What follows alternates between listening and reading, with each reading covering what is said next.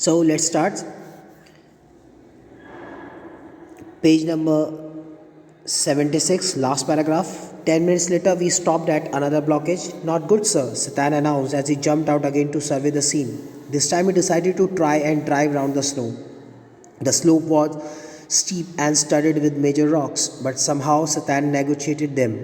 His four-wheel drive vehicle lurching from one obstacle to the next. In so doing, he cut off one of the hairpin bends, regaining the trail further up where the snow had not drifted.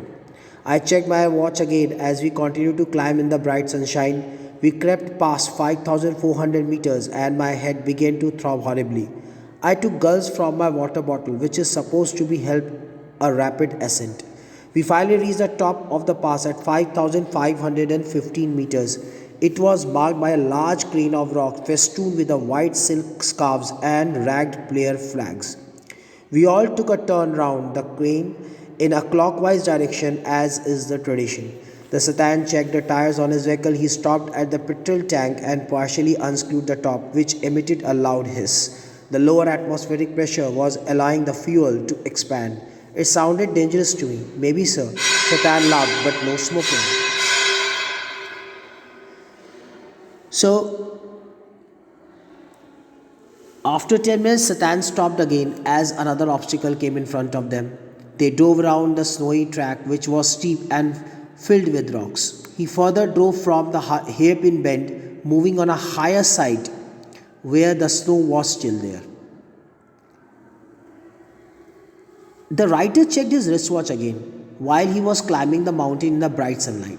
They moved up to 5,400-meter height and his head started to pulsate again. Means heavy. He had a few sips of water from his bottle, which helped him to climb the snow.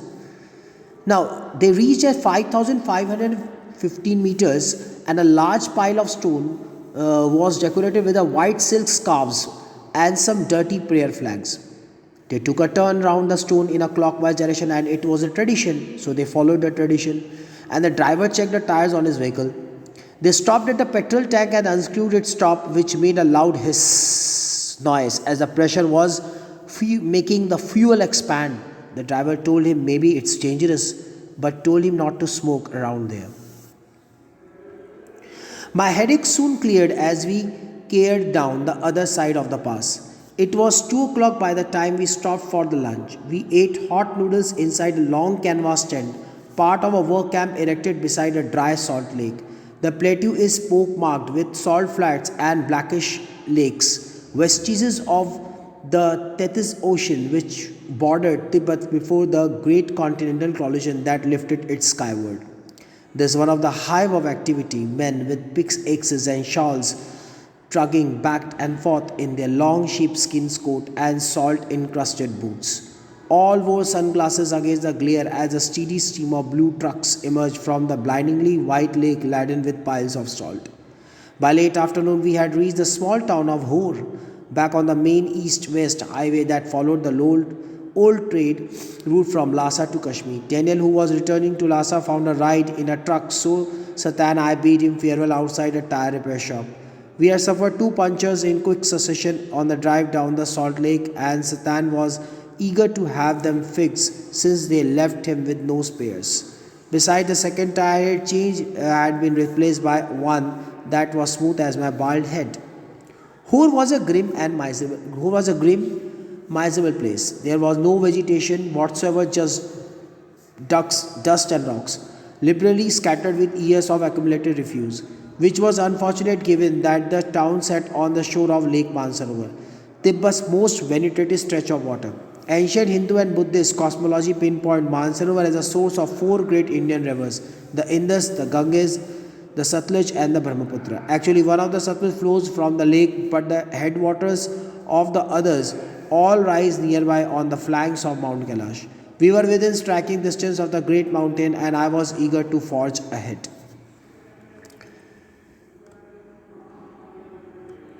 Now, writer's headache cleared as they descended down the slope.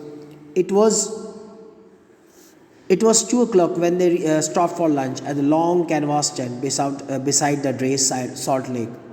They had the hot noodles, The plateau was disfigured and the lake was filled with salty water, thatched roof covered with snow. It had traces of extinct Thetis Ocean, which used to border Tibet before the collision of the continent. Few men were working there with pickaxes and shawls.